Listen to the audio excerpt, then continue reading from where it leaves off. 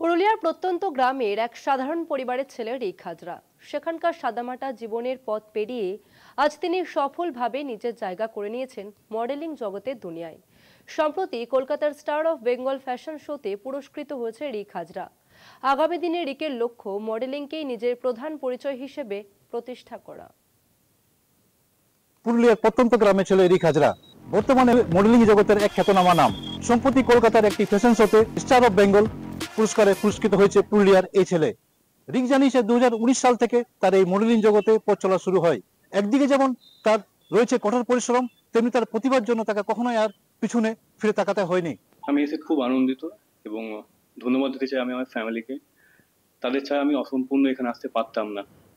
আমার যে 2019 থেকে যে জার্নিটা আমি এখানে এসেছি, অবশ্যই আমার ফ্যামিলি সাপোর্টের জন্য আমি এখানে এসেছি। বিশ্বাস করা যাচ্ছে বিভিন্ন রকম ভাবে পত্র পত্রিকা অ্যাডভার্টাইজমেন্ট বিভিন্ন রকম যেগুলা দেখছি, তাতে করে দেখছি না সত্যি ও একটা মোটামুটি জায়গা একটা তৈরি করেছে।